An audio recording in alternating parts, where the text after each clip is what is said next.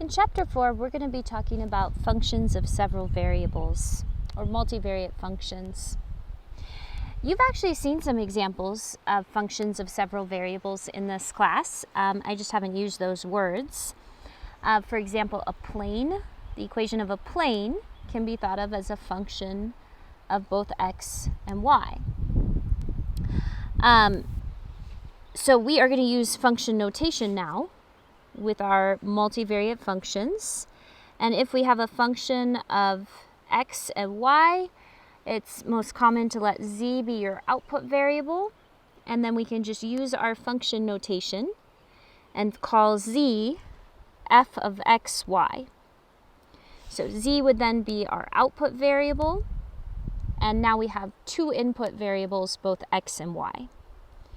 Now, you could have a function of 3 variables or 4 variables, etc.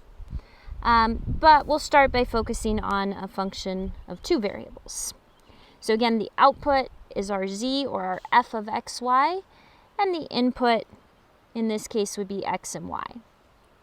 So if you have an equation, you can replace the z with the f of x, y, or vice versa. Throughout this chapter, we're going to be talking about different things we can do with these multivariate functions, really focusing on the calculus. But in this section, I really want to just give you an introduction to functions of multiple variables. And so we are going to focus on things like domain, range, and some different ways to visualize these functions. So domain has the same meaning as it did when you first heard about domain in perhaps a college algebra class. The domain of f of x, y is the set of all inputs such that the function exists for. So the set of all x's and y's that you can plug into this function and actually get an output. So in this particular case, we have the function f of xy equals 2x squared minus y to the third. We have an x squared and a y to the third. There are no restrictions on those operations. We can plug anything we want in for x, and we can plug anything we want in for y. And so our domain is actually the set of all x's and y's. And a really nice way of abbreviating that is you can use the notation, this fancy R2, and that is the two-dimensional set of all real numbers.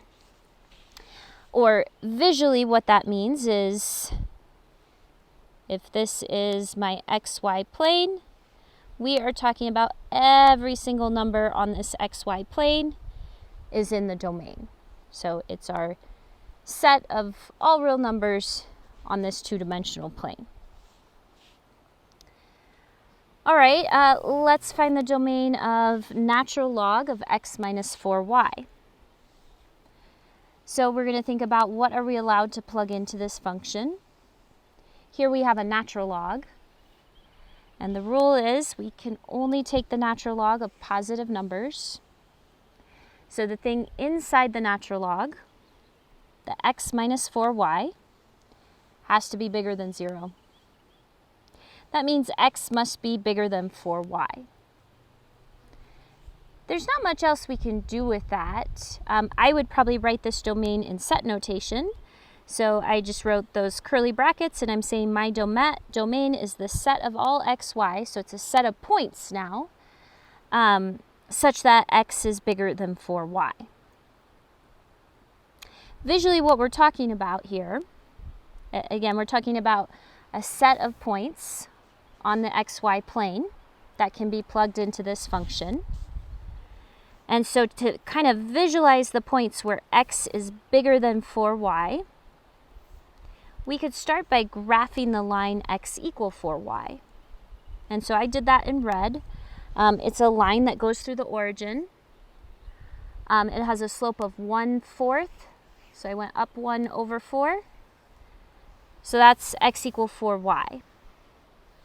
Now, for the inequality x is bigger than 4y, I am just going to pick a test point to basically see on which side of this line that I have drawn, is that inequality true? Let me show you what I mean by that. So I'm just going to pick a random point that is not on my line. So I labeled a random point. I labeled the point 0, 2. So x is 0, y is 2, is not on my line. And then I'm going to take those numbers and I'm going to plug them into that inequality. X is bigger than 4y. So 0 bigger than 4 times 2. So again, I plugged that point 0, 2 into my inequality. 0, 2 was just a random point that was not on the line. You could have picked any other point. I end up with this statement 0 bigger than 8, and that is a false statement. That is not a true statement. So that means where that point 0, 2 is, that side of the line does not satisfy my inequality. So the other side of the line, what I've shaded in right now, that must be the points that satisfy this inequality. So we can think of this domain as a region of points in the plane. So our domain is all points such that x is bigger than 4y, or visually, we're talking about all of the points that I have shaded in on my slide here on my coordinate system. All right, I think we should do one more domain problem. Here's my last example of this concept. F of xy equals the square root of x squared plus y squared minus 9 divided by x. Find the domain. So this particular function has both a square root and a fraction or a denominator. And so there's actually two things I have to think about. Anytime we have a square root, the thing inside the square root, so in this case, x squared plus y squared minus 9, has to be bigger than or equal to 0. We can't take the square root of a negative number. So x squared plus y squared minus 9 is bigger than or equal to 0, or x squared plus y squared is bigger than or equal to 9. Then we also have that denominator, and we're not allowed to divide by 0, so the denominator tells me that x cannot equal 0. Combining this information together will give me my domain, and I am going to use a picture again to think about what points in the plane are we talking about. So x squared plus y squared is bigger than or equal to 9. Well, x squared plus y squared equals 9 without the inequality is just a circle. It's a circle with a radius of 3. And so I have that drawn in red. This particular domain is talking about all points that are actually outside of this circle, all points that are more than 3 units from the center. If you're not convinced, you could do the same process that I used before and pick a test value. For example, if I just use the origin as my test value and I plug that into my inequality, 0 squared plus 0 squared bigger or equal to 9, that is a false statement. So that tells me everything outside of the circle satisfies that inequality. All right, and then we know that x cannot equal 0. So we are talking about the set of all points outside of the circle such that x cannot equal 0.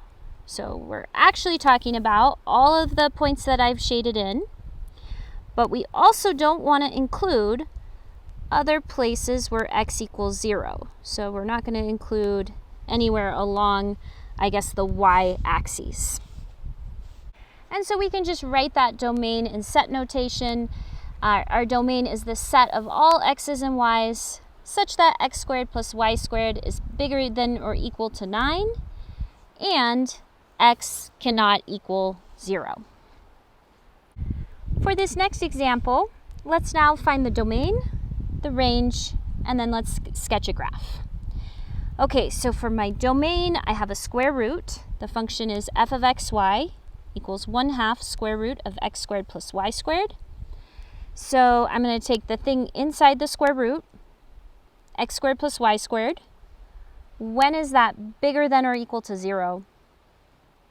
Well, that's always true, because x squared and y squared are either going to be positive numbers or 0. You're not going to get a negative when you square something. So x squared plus y squared will always be bigger than or equal to 0. It will never be negative. So my domain is all real numbers. I'll call that R2 again. All numbers in my xy plane. Now the range refers to all of the outputs that are possible, all of the possible z values. And because my function is a square root, when you take the square root of a number, or when you have a radical and then a number, you always get a positive or you get a 0. Right? Square root of 9 is just positive 3. And so that tells me my outputs are always going to be positive or possibly 0. So f of xy is bigger than or equal to 0, or we could say z is bigger than or equal to 0. That would be the range of this function. Now I'm going to create a graph here. I'm going to sketch a graph, and if it helps, you can definitely replace the f of xy with a z. That's what we're graphing. So we can think of this function as z equals 1/2 square root of x squared plus y squared. To help me visualize this, I'm going to square both sides. And so now I have z squared equals 1/4 x squared plus y squared. This is the equation of a cone. If I wanted to move the z squared to the other side, I would get something with an x squared plus a y squared minus a z squared equals 0. And that is the equation of a cone. If you do look at our range, though, our range was only positive z's, so it's just the top half of our cone. So that's what we're looking at, top half of a cone. And then to help me draw the picture, I'm going to find what's called my xy trace, and then I'll find my, I'm going to start with my xz trace, and then I'll find my yz trace. So xz trace just means what does this thing look like in the xz plane. So in this plane right here, what do I see if I take a slice of my surface? So to do that, to find my xz trace, I'm going to plug in y equals 0. So I'm going to go to my equation. Here I'll circle it. Z equals 1/2 square root of x squared plus y squared. And I'm just going to plug in 0 for y. So now I get z equals 1/2 square root of x squared. And that turns into a 1/2 absolute value of x. Or you could think of it as a 1/2 plus or minus times plus or minus x. So what does that look like? When x is positive, we have the line z equals 1/2 x. That's what I've drawn in that kind of solid purple line there. If x is negative, it's actually going to be z equals negative 1/2 x. And that's what I have drawn with my dotted purple line. So if we were to slice this cone, this object, in the xz plane, we would see like that V shape. What if we were to slice it in the YZ plane? So this plane right here, well, we can find our YZ trace. And I'll do that by going to my function, plugging in x equals 0. So that gives me z equals 1/2 square root of y squared, which is the same thing as z equals 1/2 absolute value y, or z equals plus or minus 1/2 y. And so what that means is in my YZ plane, if y is positive, I'm going to get this line that I just kind of darkened in yellow. That's the line z equals 1/2 y. And I guess if y is negative, it'll kind of point in the other direction where I have those dotted lines. And then I am just going to kind of try to draw something that looks like a cone. And there it is. There's the top half of my cone. That's what this multivariate function would look like. It is a surface in space. Now, as you've probably seen, if you've tried to draw some of these things on your own, it is really hard to sketch a nice, accurate drawing of a surface in space because we're just drawing on our two-dimensional paper. And so one really nice way to visualize multivariate functions is through contour maps, or our more mathematical way of saying that is through level curves. And if you've ever seen a topographic map like I have on the screen right now, then you have seen level curves. This is an example of a level curve map. So this particular map I have on the screen is a topographic map of the Long's Peak area. And the lines that you see are lines of constant elevation. And so when the lines are really, really close together, you have something that's really, really steep. And so it gives you an idea of the steepness of the terrain by looking at these different contours or level curves. Another place where you might have seen a contour map in real life is if you've looked at a weather map like the one I have on the screen. This weather map actually has contours for two different functions on it. The lines are contour maps or contours of sea level pressure, so they're lines of constant sea level pressure. They let you see kind of where is the pressure high, where is it low. And then the colors on the map are actually contours of temperature. So the region or the boundaries of those kind of shaded regions are your contours of constant temperature. So that's another example of level curves or contour map. So back to our multivariate functions, we can sketch level curves or contours for our functions of two variables. And let's just do an example to see what that's going to look like. Let's sketch the level curves for f of xy equals 3x minus 2y, for c equals 0, 2, and 4.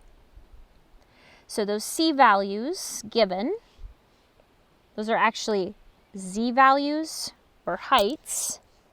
And so we are going to sketch contours for heights or z values of 0, 2, and 4. Now, if you are creating a contour map, such as the topographical map or the weather map that I showed you earlier, you really do want your c values, your contours, to be evenly spaced. And what I mean by that is I'm going to graph this for c equals 0, 2, 4. I'm going up by 2. So I guess it's more correct for me to say the increments between your contours should be the same. You just want to have a consistent scale, otherwise it's going to be really hard to read your map. So, for example, you wouldn't want to contour for 1, and then 2, and then 10. That would be kind of misleading. All right, but we are going to create level curves for z values of 0, 2, and 4. And so we're just going to take those numbers and plug them into our f of xy. So I'm going to plug 0 in for f of xy. That gives me 0 equals 3x minus 2y. And then I'll plug in 2, and then I'll plug in 4. And those are going to be my three contours for the given c values. So all I have to do now is graph the three equations that I have written on the screen, one for each c value. And in this case, each of these contours is actually going to be a line. So the first one, when we plug in 0 for z, let's see, we've got the equation 0 equals 3x minus 2y. And so that is a line, let's see, it goes through the origin. It should have a slope of 3 over 2, so up 3 over 2. And then I'll draw that line, and I'm going to label it with c equals 0. So there's my first contour. And then my second line, if I plug in 2 for the f of xy, I get another line, and you could graph this by plotting points. Though it looks like to me the y-intercept for this one is going to be at -1. And then it should have the same slope, up 3 over 2. And there's my second line, or second contour. And then finally, that third contour, y-intercept of -2, the slope is still 3 over 2. And so there's my third contour. And so those are the level curves for c equals 0, 2, and 4. When I graphed these lines, I actually did quite a bit in my head. So I just wrote out on the screen what I was doing in my head just for the last one. So 4 equals 3x minus 2y. I just solved that for y. So 2y is 3x minus 4. Y is 3 over 2x minus 2. And that's how I knew the y-intercept was -2. And the slope was 3 over 2, up 3 over 2. So there's the kind of work I did in my head there. All right, one more example. Sketch level curves for the function square root of 9 minus x squared minus 4y squared for c equals 0, 1, and 2.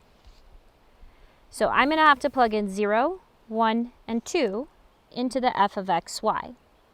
And I've got 3 different equations I'm going to have to graph.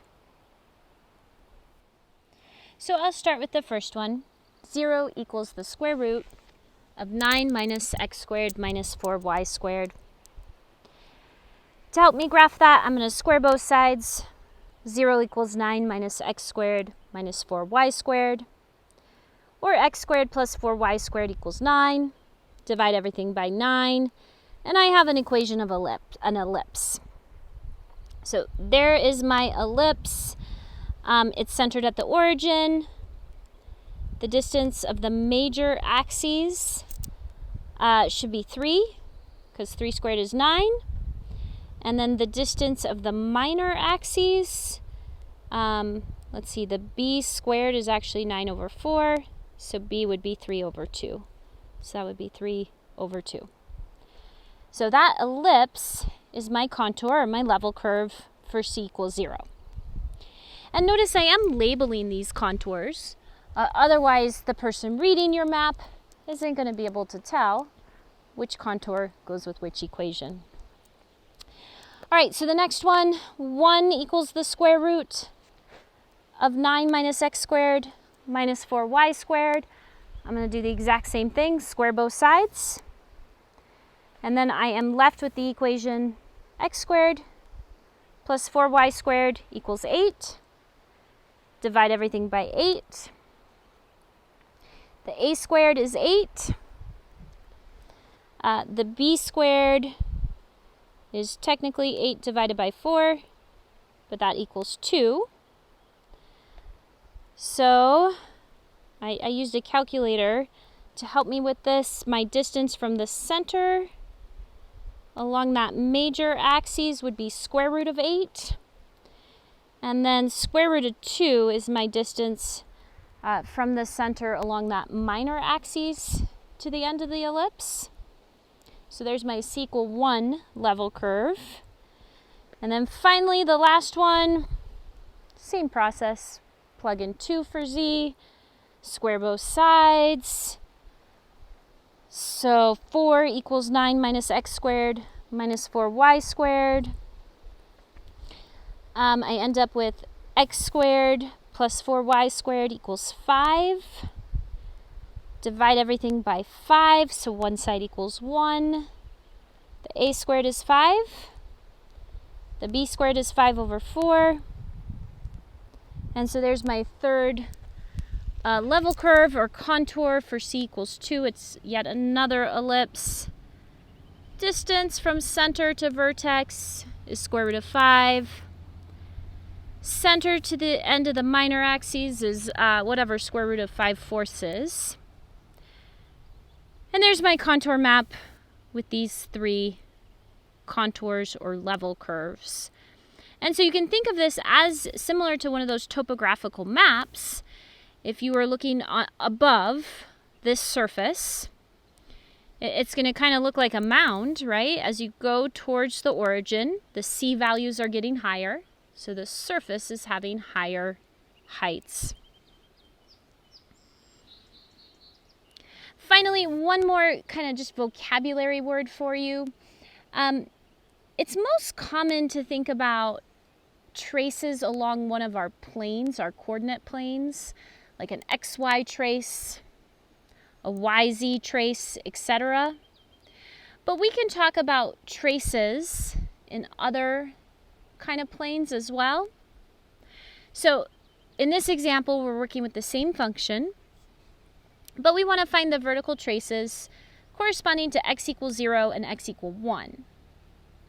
So this just means if I were to draw a plane at x equals 0, which is that YZ plane, so if I were to slice my surface through the YZ plane, so when x equals 0, what exactly would it look like? And then we're going to do the same thing. What if I were to slice my object with the plane x equal 1? And so if you want to find a vertical trace corresponding to x equals 0, again, that is the same thing as our YZ trace. You just plug in 0 for x. So z equals the square root of 4 minus y squared is the vertical trace at x equals 0. And then finally, my vertical trace at x equal 1, same process. I just plug in 1 for x, and I got z equals square root of 9 minus 1 squared minus 4y squared. So z equals square root of 8 minus 4y squared. Those particular equations represent the top half of an ellipse, and so that's what it would look like if you were to slice this surface vertically at x equals 0 and x equal 1. All right, that is it for this video. As always, let me know if you have any questions.